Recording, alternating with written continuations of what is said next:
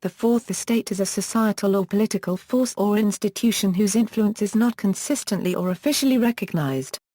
Fourth estate most commonly refers to the news media, especially print journalism or the press. Thomas Carlyle attributed the origin of the term to Edmund Burke, who used it in a parliamentary debate in 1787 on the opening up of press reporting of the House of Commons of Great Britain. Earlier writers have applied the term to lawyers, to the British Queen's consort, and to the proletariat. The term makes implicit reference to the earlier division of the three estates of the realm.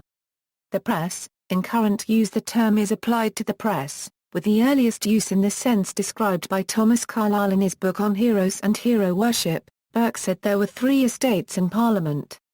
But, in the reporters' gallery yonder, there sat a fourth estate more important far than they all. In Burke's 1787 coining he would have been making reference to the traditional three estates of Parliament, the Lords Spiritual, the Lords Temporal and the Commons. If, indeed, Burke did make the statement Carlyle attributes to him, the remark may have been in the back of Carlyle's mind when he wrote in his French Revolution that a fourth estate, of able editors, springs up, increases and multiplies, irrepressible, incalculable.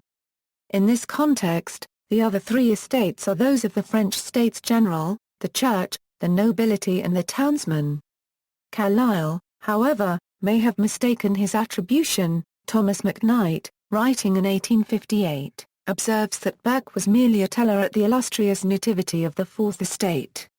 If Burke is excluded, other candidates for coining the term are Henry Brougham speaking in Parliament in 1823 or 1824 and Thomas Macaulay in an essay of 1828 reviewing Hallam's constitutional history. The gallery in which the reporters sit has become a fourth estate of the realm.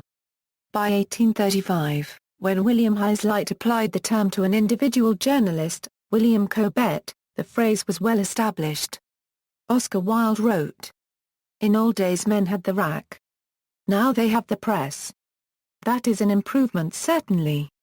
But still it is very bad, and wrong, and demoralizing. Somebody was it Burke? Called journalism the fourth estate. That was true at the time no doubt.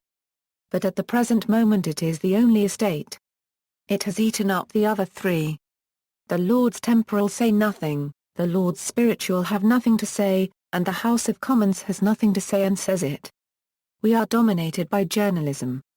In United States English, the phrase fourth estate is contrasted with the fourth branch of government, a term that originated because no direct equivalents to the estates of the realm exist in the United States. The fourth estate is used to emphasize the independence of the press, while the fourth branch suggests that the press is not independent of the government. The networked fourth estate, J. Binkler, author of the 2006 book The Wealth of Networks, described the networked fourth estate in a May 2011 paper published in the Harvard Civil Liberties Review. His explains the growth of non-traditional journalistic media on the Internet and how it affects the traditional press using WikiLeaks as an example.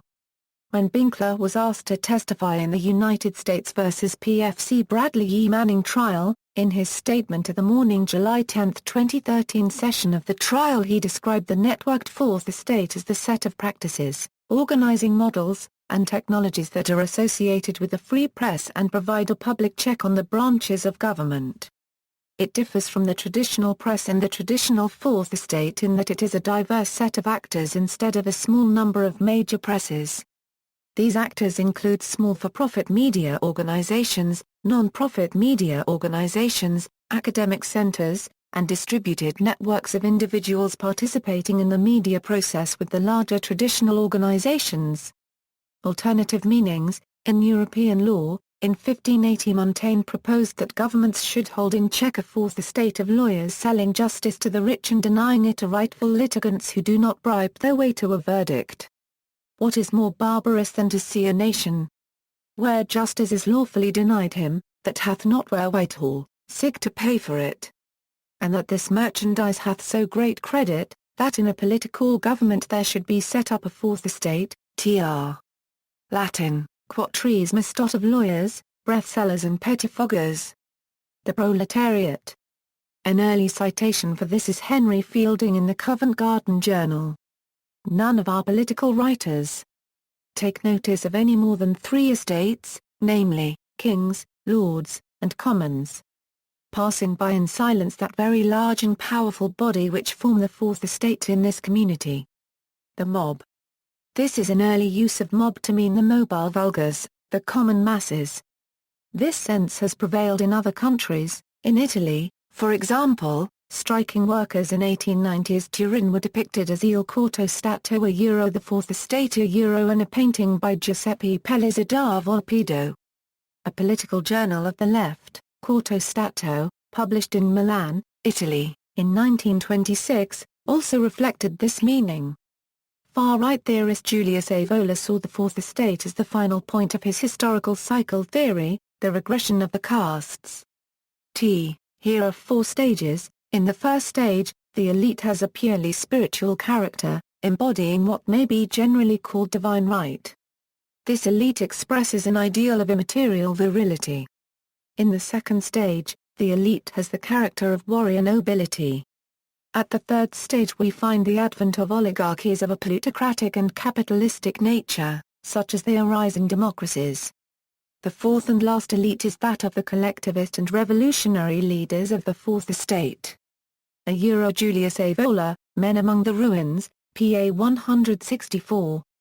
British Queen's Consort, in a parliamentary debate of 1789 Thomas Powys, 1st Baron Lilford, MP, demanded of Minister William Pitt, 1st Earl of Chatham that he should not allow powers of regency to a 4th estate, the Queen. This was reported by Burke, who, as noted above, went on to use the phrase with the meaning of press. Fiction. In his novel The 4th Estate Geoffrey Archer wrote in May 1789, Louis XVI summoned to Versailles a full meeting of the Estates General. The First Estate consisted of 300 clergy. The Second Estate, 300 nobles. The Third Estate, 600 commoners. The book is a fictionalization from episodes in the lives of 2 real-life press barons, Robert Maxwell and Rupert Murdoch. See also, Estates of the Realm, First Estate, Second Estate, Third Estate, Fifth Estate. Notes. External links, The 4th Estate, Section V of French Revolution by Thomas Carlyle, as posted in the online library of Worldwide School.